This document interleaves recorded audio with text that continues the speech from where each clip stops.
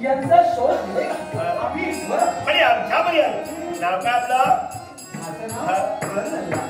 अरे वा सुंदर नाव. पण मला सांगा दरबार येण्याचं कारण?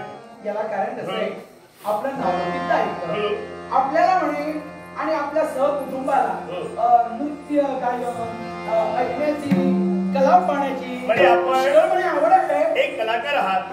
कलाकाराबद्दल मला स्वाभिमान आहे. आमचं कलाबद्दल मोठं आहे आणि कलेबद्दल मला आत्म्यता आहे. आणि त्या कलेबद्दल आत्म्यता असल्याकडं कलाकार पुढे असल्या मी स्वाभिमानानं आणि प्रेमभावनेनं त्याच्याकडे पाहतो.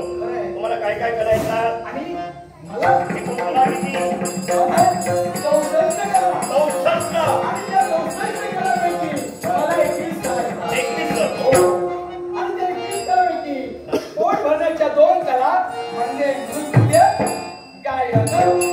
नृत्य गायन प्रात्यक्षिक होईल का जरा? होईल ना.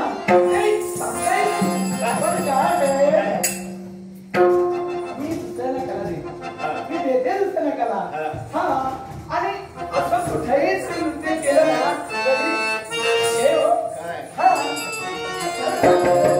नाही काय झालं माहितीये, आम्ही रसिक आहोत आणि रसिक असल्या कारणानं रसिकाच्या मनाचं मनोरंजन करणं हे कलाकाराचं आद्य कर्तव्य.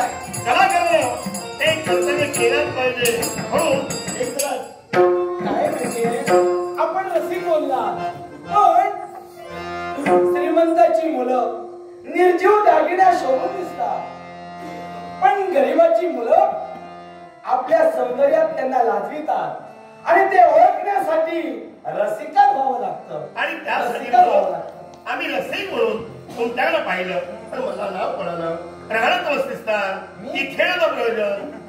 आमचं असं आहे, जिथे कला मी सादर करतो समजा त्यांना कला आवडली, 1 दिवस 2 दिवस महिना वर्ष असं आम्हाला ट्रेनिंग घेत दिलं तर ते आमचं वस्तिस्थान. चिंता करू नको. पण 1 दिवस ठेवणार नाही, 2 दिवस ठेवणार नाही, फक्त 1 वर्ष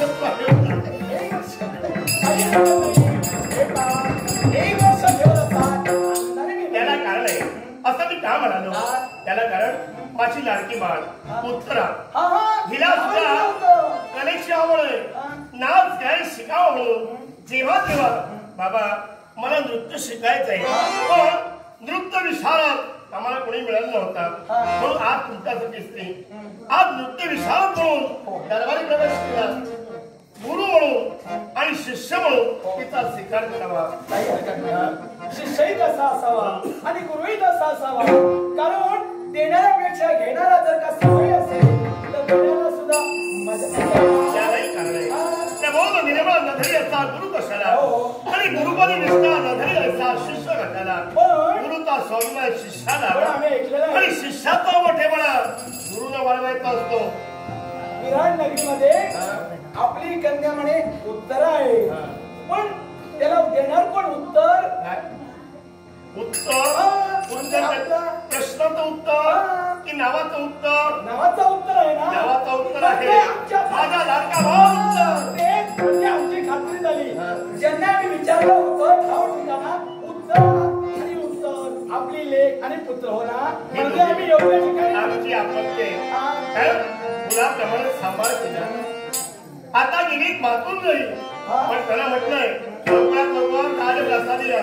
कारण तुम्हाला साऱ्या विद्यार्थ्यात पारायण उत्तर येणार बालिश बालिश बरोबर असतो. मी असं करेन तसं करेन पदरात काही नाही काही नाही काही नाही आणि आपण मनाला समाधान करून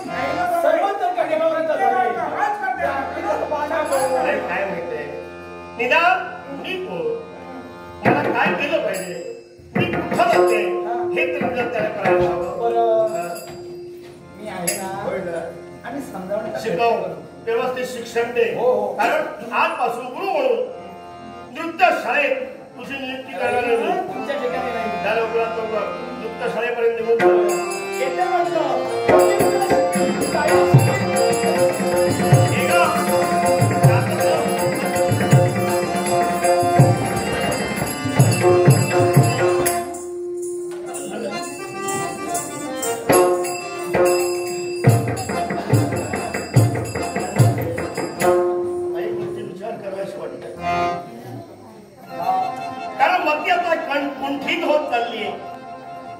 हे प्रथमतः म्हटलं. काय करावं वेळेनुसार प्रत्येकाला कळतं. पण अजून कितीतरी माणसं आजाद नाही.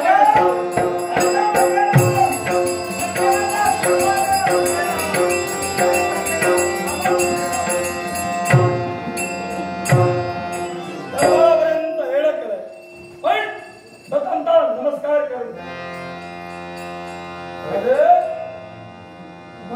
नमस्कार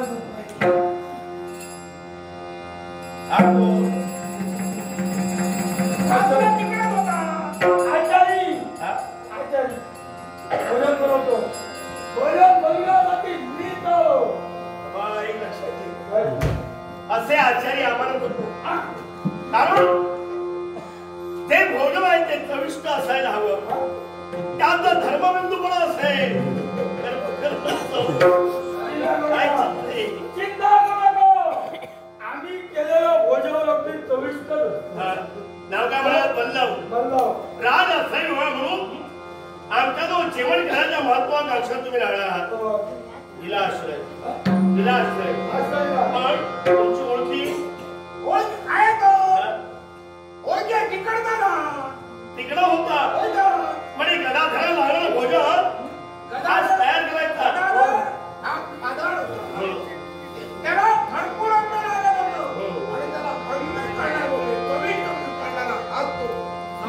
आणि तिथं होता पांडवांचे दिवस सुरले.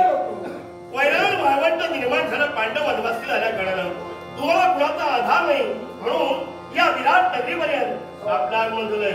आधार दिलाय. चला जेवणाची तयारी करा.